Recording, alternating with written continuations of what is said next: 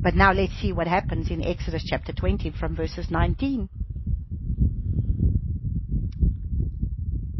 Verses 18, and all the people saw the thunder.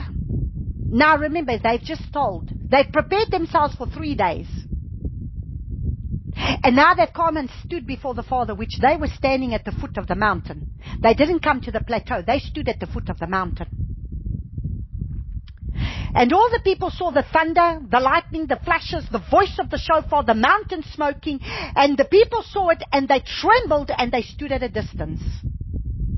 And said to Moshe, you speak with us, and we hear, but let not Yahuah speak with us, lest we die. So sometimes the Father wants to be able to deal with us in a severe way, but we don't want to hear.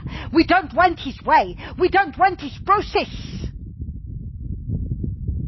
And so instead of us fearing the Father, we fear the way the enemy is coming up against us. And instead of us being able to see that it's the Father trying to do what He's trying to do with us, no, we get a fear of the devil. And then we blame the devil for so many things. Meantime, behind the scenes, the Father is bringing things into our lives in order to be able to get us to come past our flesh. And Moshe said to the people, do not fear. So you see, what was it that the people had in them? Fear.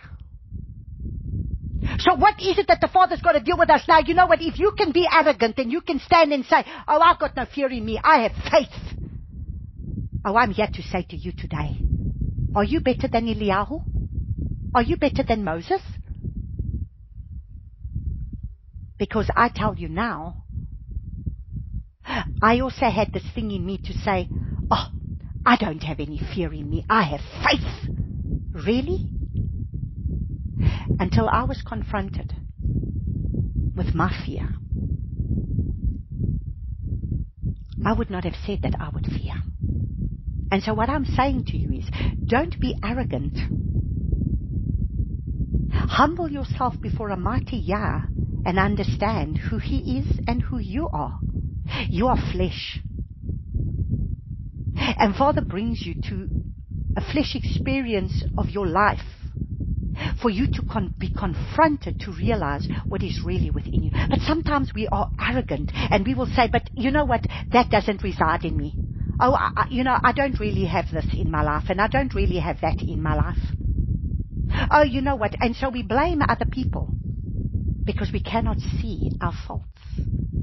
It's easy to blame everybody else around you, but we don't want to confront and see that maybe there is something within us. Maybe there is pride within us. Maybe there is unforgiveness within us. Maybe there's resentment within us. Maybe there is jealousies within us. Maybe there is bitterness within us. Maybe there's something within us. Maybe there's fears within us, but we would say there's none of that residing in us because we are blinded to see that there. Remember, you are blinded to see what is really within your own heart. Yet you will say, it's not there. And then you start to point fingers at other people as opposed to looking at yourself. So let us stop seeing the faults in everybody else and start seeing our own faults. We're so quick to see the faults in everybody else. Let us see our own faults. Because I'm not talking to you about people of here that are not mighty people of Yahuah. So for 1 minute you must understand that even the mighty are going to fall. I haven't walked around the mountain with the Father for 5 minutes here. I'm not saved for like a year or two. Yet on that mountain, I had to be confronted with many issues.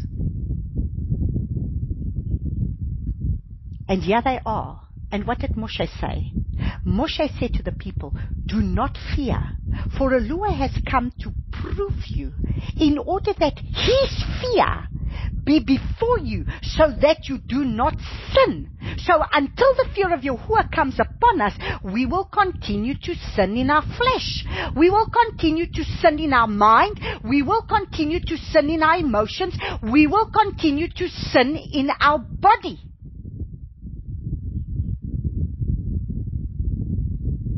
And that is why I'm saying, what was it that I came face to face with on that mountain? What was my greatest desire, which was the mission that the Father took me up there, and He said, my child, I want you to release that which I had wanted to put upon my people, according to Exodus chapter 20, verse 20.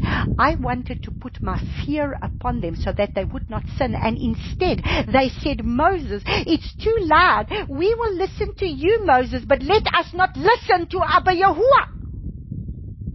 So, how many people come, and when Abba Yahuah brings a hard word through the people that He wants to use in order to speak a message, they leave. They leave. Because why? Because when Abba Yahuah speaks, that's not what we want to hear. So it's better to just leave. And then we will go to something else, and we will go. That's why people hop around, and they hop around, and they hop around. Why? They don't really want to be discipled. And the thing that we're not having is to be discipled. Because it's easier to just keep hopping around to different people that are just going to keep preaching messengers to us, but nobody is going to disciple you.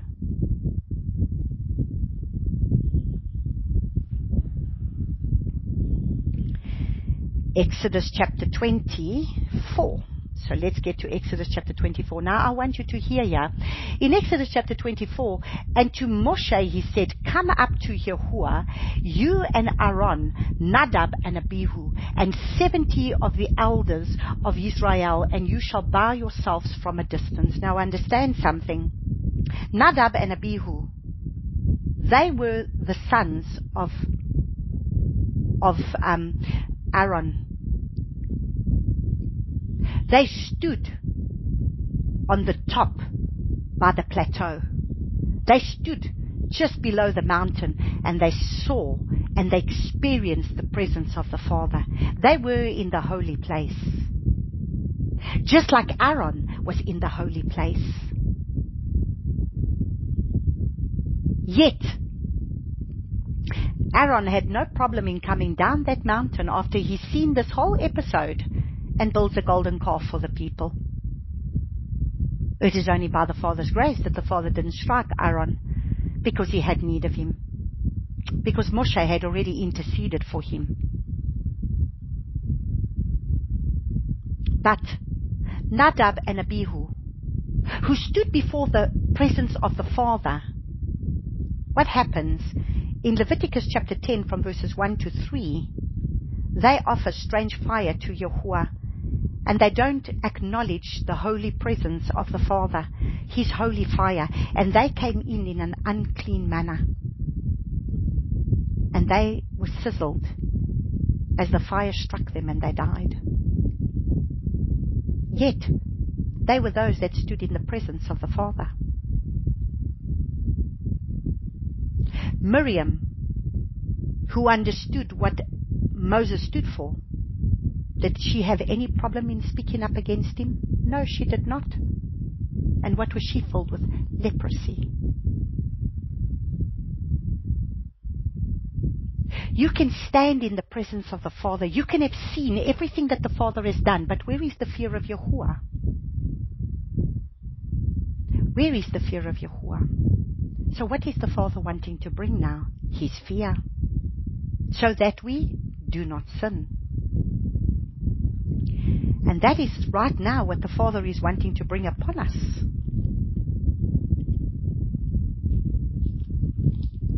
So Moses was up the mountain 40 days and 40 nights. Interesting, Eliyahu had to travel 40 days and 40 nights to be able to get to Mount Horeb, to Mount Sinai. Moses was up on the mountain 40 days and 40 nights. According to Exodus chapter 24, verses 18. And he goes up that mountain twice. I really have all the utmost respect for Moshe. And like I said, I truly understand Moses. I can understand how Moses felt when he has gone and slaved himself on that mountain. Spent 40 days and 40 nights in the presence of the Father, what he's had to climb, what he's had to endure, and then come down the mountain and see those people building a golden calf. And then being able to bring these tablets written by the very finger of Yahuah. And what do these people carry on with? And now, we seem to think that we can continue and do whatever we like before a holy Yah, and He's just going to allow us to enter into His promised land, because we can just say, oh, the blood of Jesus has come and delivered me. He didn't allow His own promised people to enter into the promised land. Only Joshua and Caleb entered. Not even Moshe entered, and that puts the fear of, even further fear in me too. Because the Father gave him a command, and instead of him follow the Father's commands, he got so angry with the people that then he struck the rock when he was now not supposed to strike the rock. He was supposed to speak to the rock.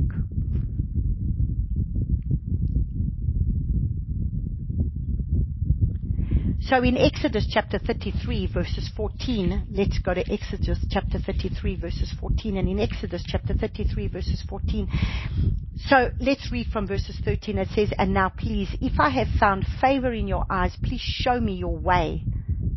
So what is the Father wanting to show us when we come up on the mountain? When we come up on the mountain before the Father, He needs to show us His way. So our encounter with Him, when we go through our mountain experience, the whole time the Father is trying to show us His way. Let me know you. So what is the Father's whole thing? Why did He bring them up the mountain? He wanted to reveal Himself to them, to put His fear in them so that they would know Him and so that they would not sin, because they would be led by Him. So that I find favor in your eyes, and then His favor goes before us. And consider that this nation is your people.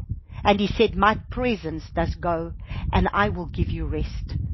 So what is the Father got to give us? He's got to give us rest. Rest from what? Rest from that fear-mongering demonic spirits that keep wanting to take us out. From whatever it is that is tormenting you, that you need to stop. He wants to give you rest from that. Now we go down to verse 17, and it says, and Yahuah said to Moshe, even this, verse 18, and then he said, please show me your esteem. So he asks Abba Yahuah to show him his esteem, and he said, I shall cause my goodness. Okay, I want you to stop there. So what encounter do you want with the Father? Are you wanting to be able to have His presence? So what does His presence mean to you? What does His presence mean to you? That you're going to have some kind of little flesh experience? That your flesh is going to have these little goosebumps and everything else with it? And oh, wow, I'm going to have all this little flesh experience that people have in the church with a Kundalini spirit. Is that really what we are looking for? Oh, let me just have this wonderful little encounter where my flesh is going to be able to be in little goosebumps. I'm not going to say that the presence of Yahuah doesn't sometimes come on you, that you feel this chill come over you, because He will be able to touch you in different ways. But many people chase after Him for all this glamour, goosebump experience. But what is He saying to Moses? My goodness! So when the Father's presence goes before you, what do you see? The Father's goodness in your life. Did you fall and really hurt yourself, my child? Did you break a leg? Did you break an arm? Yes, maybe you got a bruise on your leg. Maybe you might have a little scrape on your arm, which I don't have, but Elsie has. But did you really break a leg? Did you really fall to your death? Did you go through all this big thing? Did these men really come and rape you like you thought they would? My goodness has gone before you. My presence has been with you. I will cause all my goodness. I want you to underline that in your Bible, because have we really understood that when the Father goes before us, we are experiencing His goodness? Have you really understood that? Do you have health in your body? That you don't have this serious... You could have so many things wrong with you. But yet you have His goodness in your life. The fact that you know Him, the fact that you have a relationship with Him, that's His goodness. But that's not good enough for us. We want some kind of an experience. I don't know what we're looking for, because that's what I was looking for.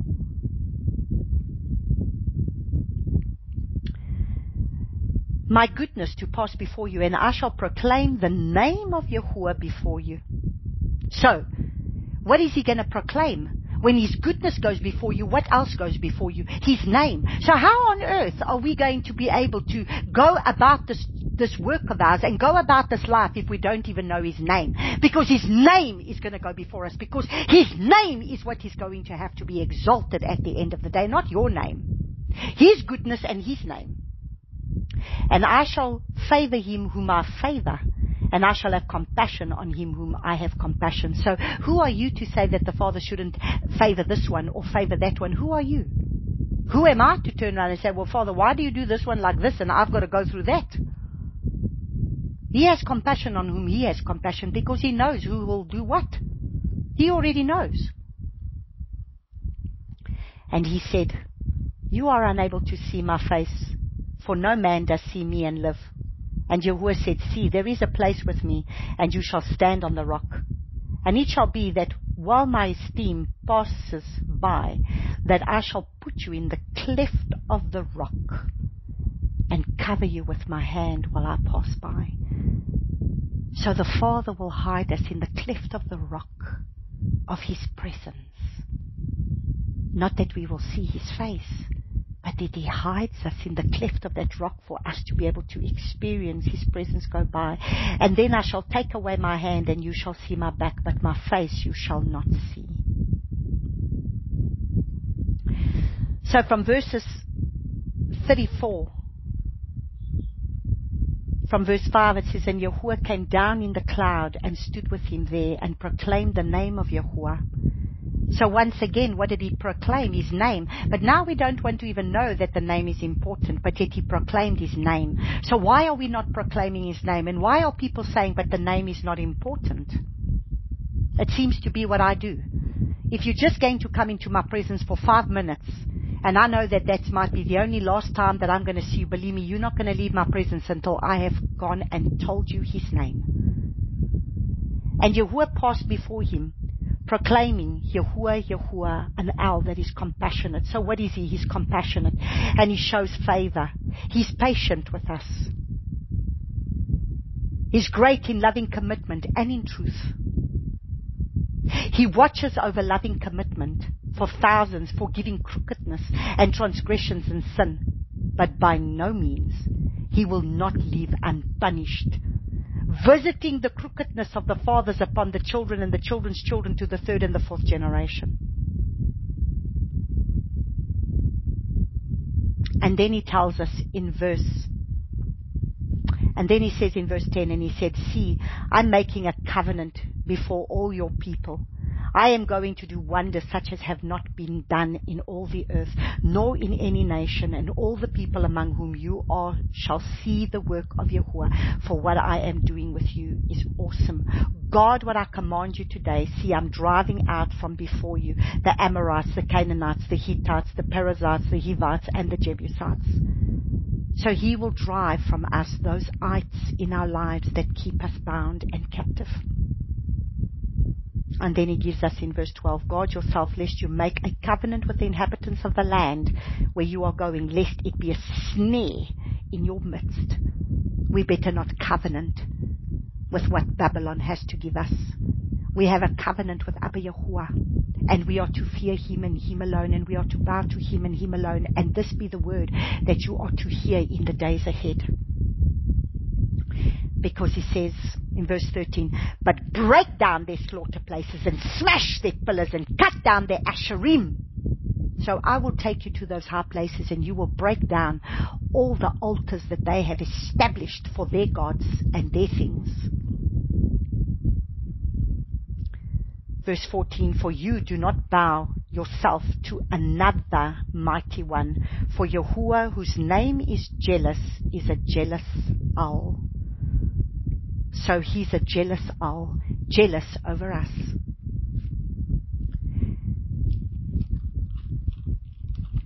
And so, now there I was reading from Exodus chapter 34, from verses 5 to verses 14.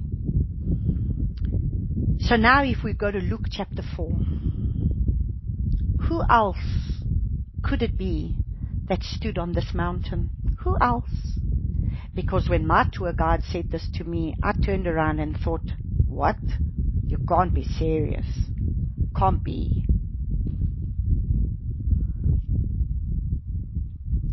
So, Yahuah being filled with the set-apart spirit, Yahushua being filled, we're going to Luke chapter 4 from verses 1. And Yahushua being filled with the set-apart spirit returned from the Jordan and was led by the Ruach into the wilderness, being tried for 40 days by the devil, and in those days he did not eat at all, and afterwards, when they ended, he was hungry. So he was led, and he had to be 40 days. So it doesn't tell you how long his journey was. All we know is that for 40 days. Now, interesting, it took 40 days and 40 nights for Elijah to get to this mountain. Moses was up on that mountain 40 days and 40 nights.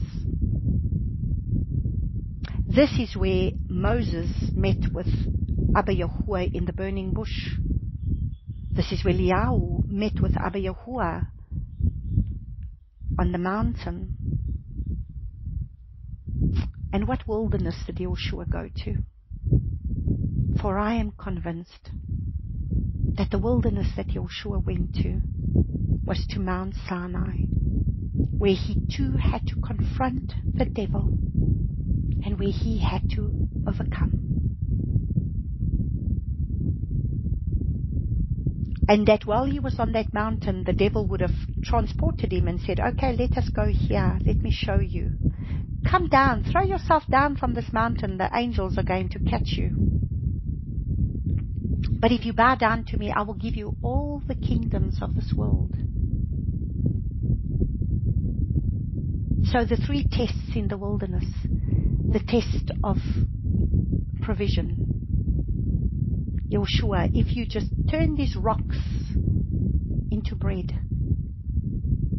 you have a great need, and the need is your provision. The very first test that we undergo when we really have to be able to face the Father in doing His ministry work is that He's the provider. He calls you away from your own provision, and He starts to provide. And sometimes He still keeps you in that place, but you have to trust Him that He's the provider. Not you, but He's the provider. It's not all the work that you do. He is the provider. The provision comes from Him and Him alone. So you have to trust that He's the one who's going to bring the work, who's going to do whatever. He's the provider. So the very first test that you will face is the test of provision. Then you're going to face the test of the spectacular. Well, just throw yourself from this mountain, do the spectacular thing. Let me give you the power and the glory and all this wonderful thing here. It's your journey up the mountain, you see. You start off in the beginning and you come to maybe to the bottom of the mountain where you're in the outer court and you're facing the provision. And then you're going to go to the plateau and you're going to face the spectacular. But now you're going to go higher to the very top of the mountain, and there you're going to be able to be faced with, bow down to me, and I will give you all of this. Become famous. It's all about you. I will give you these kingdoms. And Yahushua had to face every one of those tests. Come back down from that mountain, and then be ready for His ministry. He never entered into the ministry until he first went into his mountain experience to be able to face the devil head on. So we too have to face the devil head on, because he's already faced the devil head on and he overcame. It is written. It is written. It is written. And then we're going to look at the last one. And the last one is Paul. And this is where we're really going to be able to see Paul. I didn't want this teaching to be this long, but I'm going to be led by Abba Yahuah. So let us go to Galatians chapter 1.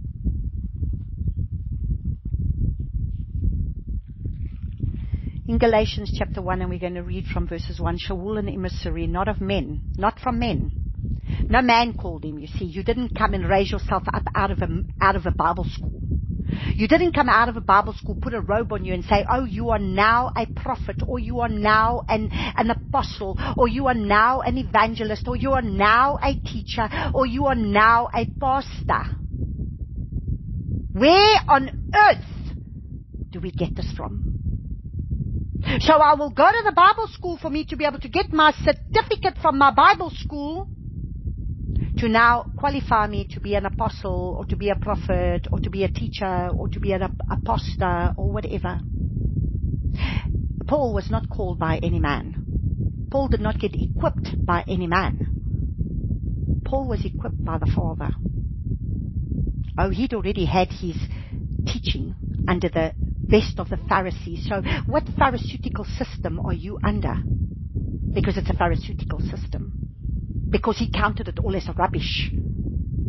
Because he had studied under Gamaliel, the greatest of all. Pharisees of all Pharisees. I count it all rubbish but to know Yeshua and him crucified. But now we want to pride ourselves, because eventually when we rise out of that, we are ready for ministry. Oh, Father have mercy. From where have we fallen? Oh, the devil knows how to be able to give us dangling carrots for sure. Shaul an emissary, not of men, nor by a man, but by Yahushua, Messiah, and Yahuah, the Father who raised him from the dead. So he met Yeshua on the road to Damascus, and he was blinded for him to be able to meet with him. And all the brothers who are with me to the assemblies in Galatia, favor to you, peace. So let's read from verse 6. I marvel that you are readily turning away from him who called you in the favor of Messiah to a different good news. So you see, this is now Paul speaking, and this is me speaking to you, saying, from where have we fallen? What gospel are we now going to follow? Because this last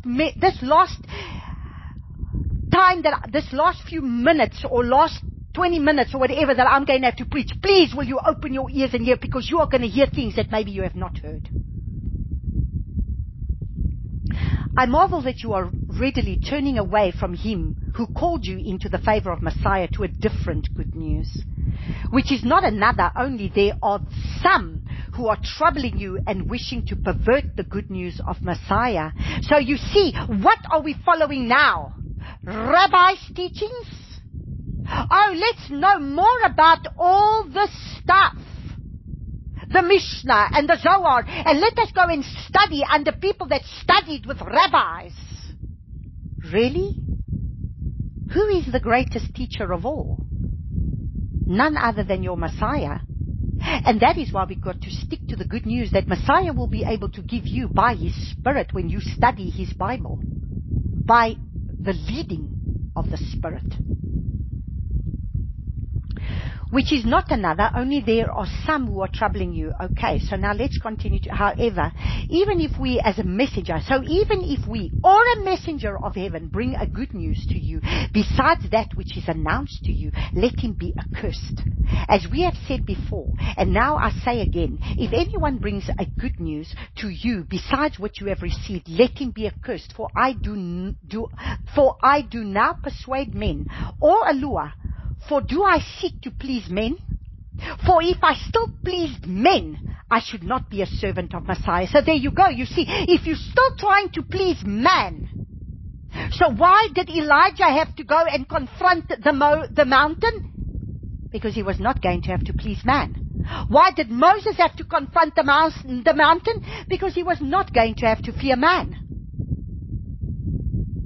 And why does Paul have to face a mountain? So, now he says, for do I now persuade you, O Yahuah, or do I seek to please men?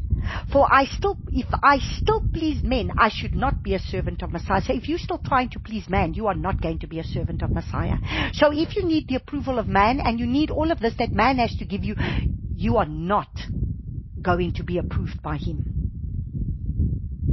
If you're still trying to shine, and you still need validation that comes from man, you have not crucified your flesh. And I make known to you, brothers, that the good news announced by me is not according to man. So you see, the good news that the Father is going to want to preach is not according to man. I don't want to sit over here and bring you nice teachings that come from me, or that I maybe went and sat with some or other person's teaching, and now I'm going to bring it to you. I'm going to bring you a teaching that is going to come by the Spirit. I don't just sit and go about prophecy. I don't just sit over here and prophesy. I teach the word. That is what the Father wants me to do. I bring the prophetic utterance. I open up the word to you for you to understand it in a way that he wants you to understand it, because it's given by the unction of the Spirit, not through me.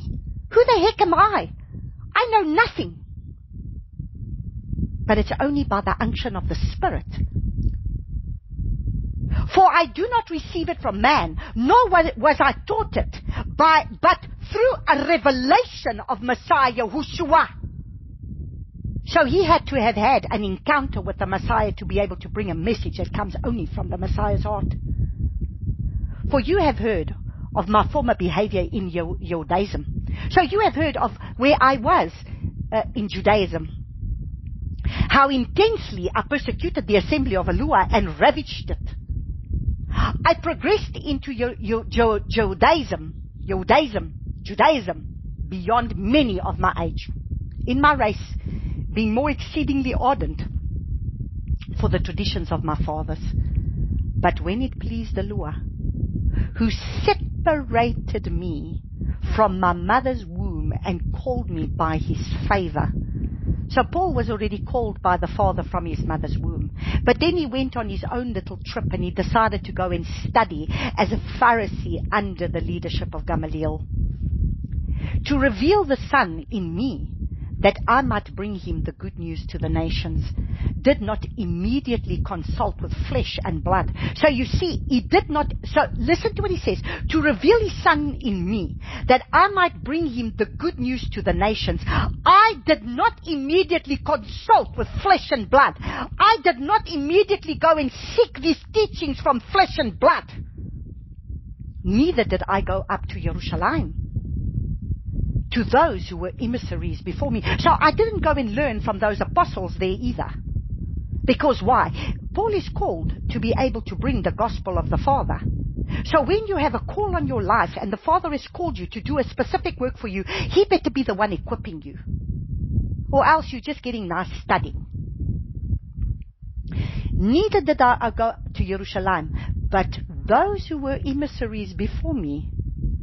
He didn't go to the apostles either and go and learn from them. But I went to Arabia and returned again to Damascus.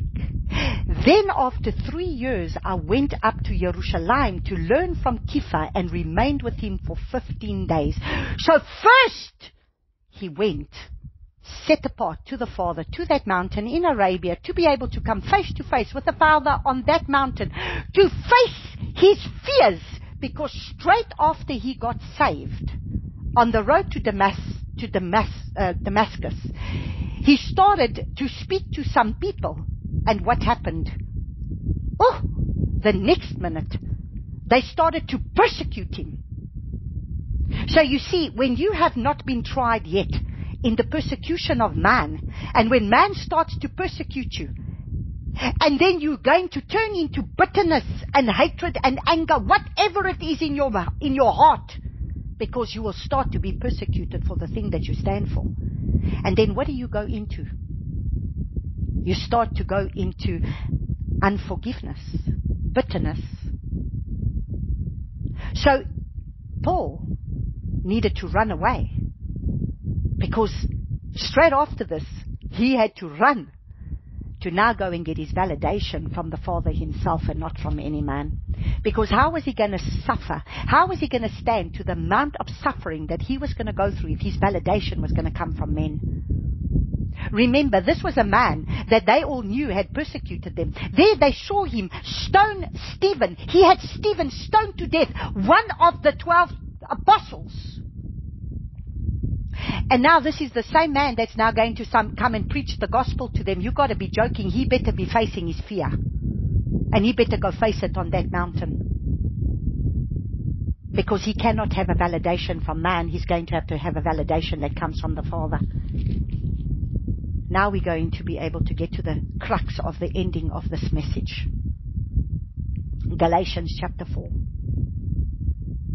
And we are going to read from verses 19 to verse 31.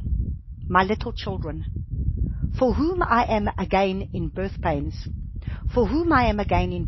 until Messiah is formed in you. So you see, what is it that the Father's trying to do through the discipleship that he's bringing to the people? By his apostles, prophets, evangelists, teachers, pastors, who he equips and raises up. It's to equip the people for the work of his ministry, so that they can all become one in Messiah, to look like him. But what happens? The minute we're trying to do that, oh man, then the one comes and chops that one down, and another one comes and chops that one down, and this is what we do. All we do is we come up against each other because we cannot see the area in our own lives where we have problems. Instead of blaming and looking at our own area of sin, it's easy to see everybody else's area of sin. Even now, I wish to be present with you now and to change my voice, for I have doubts about you. To change my voice. So like I'm always telling myself, Natalia, can you just calm down? Just don't scream. Say to me, you who wish to be under Torah, do you not hear the Torah? Okay, so today I'm going to speak to you. So, those who pride themselves that they have arrived because they're now in Torah, today you will be confronted with a question. Say to me, you who wish to be under Torah, do you not hear the Torah? For it has been written that Abraham had 2 sons, one by a female servant, the other by a free woman. But who was the female servant? Was born according to the flesh, and he of the free woman through the promise. This is allegorical, for these are the 2 covenants, one indeed from Mount Sinai, which brings forth slavery, which is Hagar. Wow.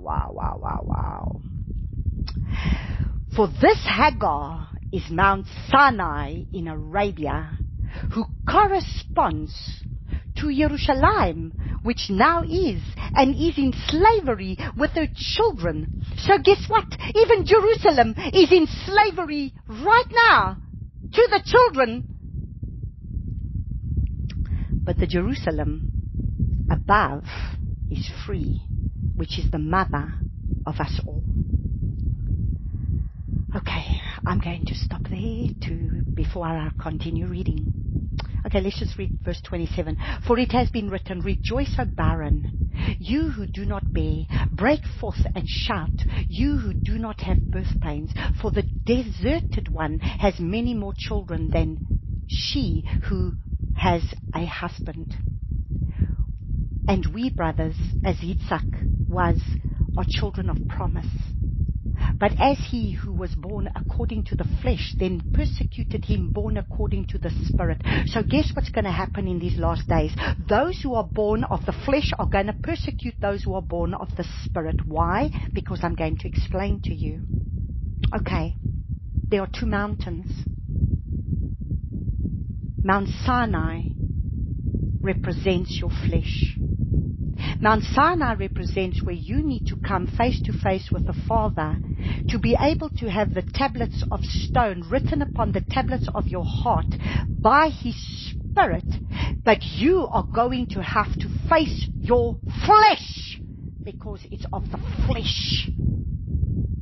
And that is why I didn't have that experience on that mountain. I didn't have this experience of this, oh wow, Father, I'm going to be able to stand on this Mount Sinai. No, I had a crucifixion of my flesh. Because why? In order for me to go further, to become the bondservant that is free, I need to face my Mount Sinai, which is the flesh. And I need to now not return back to religion.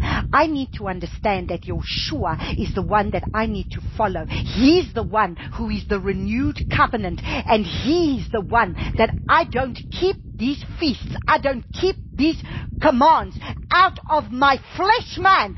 I rely on the Ruach of Yahuah, the fear of Yahuah that has been put upon me to be able to now have me be in the mountain of Mount Zion, the heavenly Jerusalem. So it's now the Mount Zion of the heavenly Jerusalem, because it's by the Spirit. So why are we trying to return back to a bondage? To be able to go and study all this intricate stuff that comes from a covenant that is of the flesh. And that is why now you've got all these Torah people being taught to go back to all these things, which is, please hear me today. We are to return back to His truths of His word. We are to follow His feasts. We are to come back to the commands. That's why I'm teaching the commands, to understand what those commands stand for, so that you crucify your flesh. But listen to me. If you are doing this in a religious way and you pride yourself to be able to think that you have arrived and you are the bride because you have it by the flesh, but you haven't crucified your mind, will, emotions, your flesh of man, you are very eluded. Because the fears that is within you, the lusts of the flesh that is within you, your flesh man, your desires, your own will, your own mind, your own emotions are going to stand against you. That's going to cause you to fall at the greatest hour of your victory, when you think you have your victory. And you will soon find out who is the true and who is the false. Because the false, which is the ones birthed of the flesh, are going to start to persecute the free woman. The bond slave ones are the ones that are going to start coming up against the one that is the free woman. Why? Because those are the ones being led by the Ruach of Yahuah. That is why we are in the era of that being led by the Ruach of Yahuah, because that is what we are being taught at the moment, to be led by the Ruach of Yahuah. So, what does it say? Verse 29. But as he who was born according to the flesh then persecuted him born according to the Spirit, so also now. So you see, those born of the flesh will persecute those born of the Spirit, because those who are still in their flesh, that have never crucified their flesh, that are now doing Torah but according to the flesh. Oh, they keep the Sabbath, they keep the feast, they do all of this, but they've never submitted to the Spirit to crucify the flesh man. They don't follow Messiah wherever he goes, because to follow Messiah means you too have to go and face your mountain. And then you operate out of your flesh man, and you will persecute your own out of your flesh.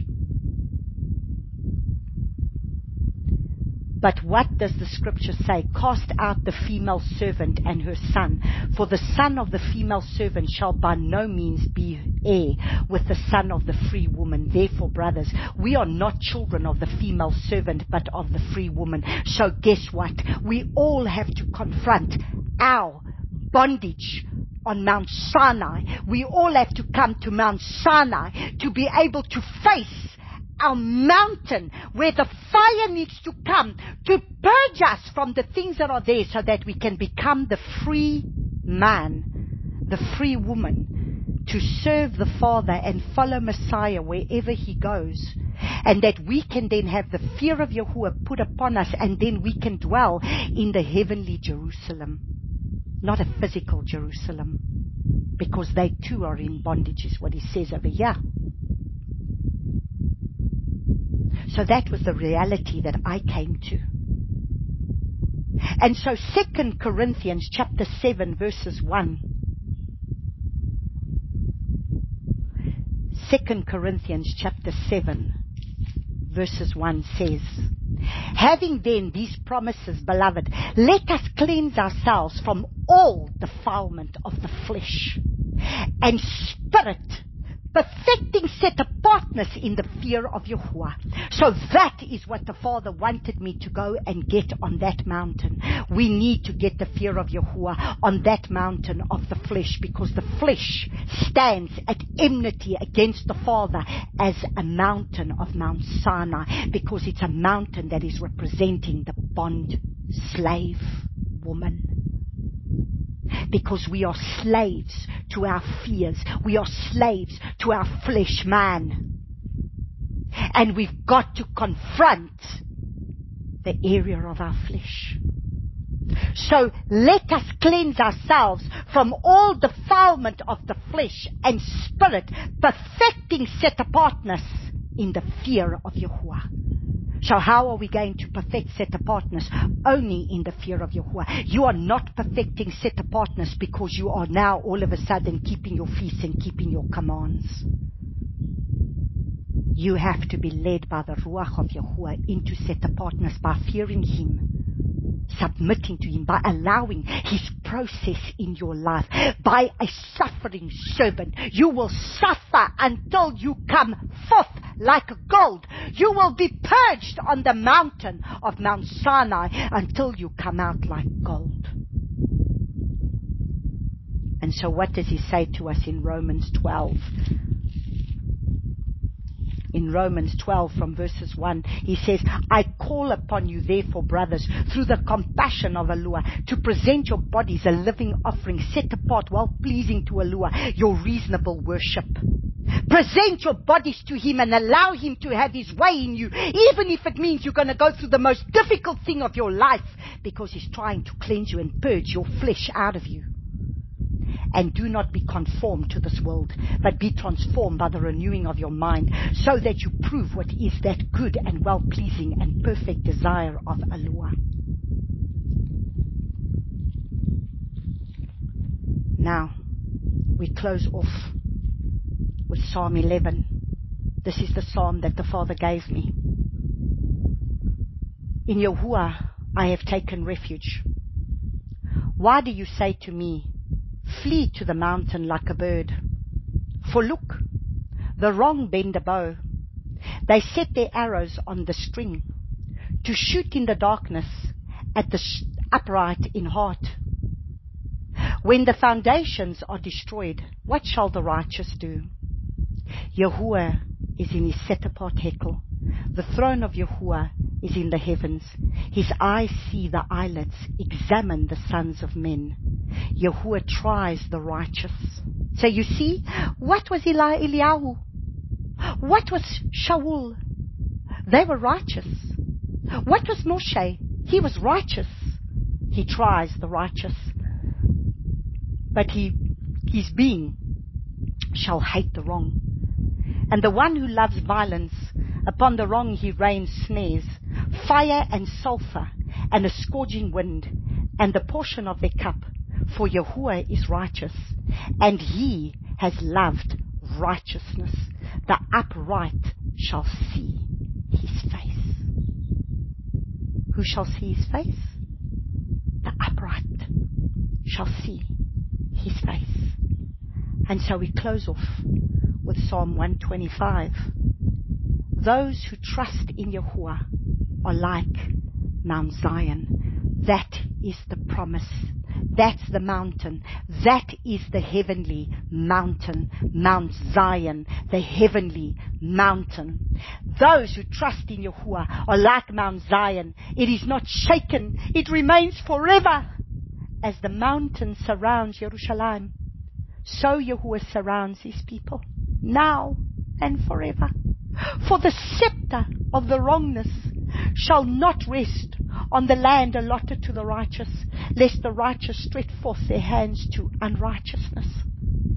Do good, O Yahuah, to those who are good, to those who are upright in their heart. But those who turn aside to their crooked ways, Yahuah shall lead them away with the workers of wickedness. Peace be upon Yisrael. Peace be upon you all, beloveds. Shalom.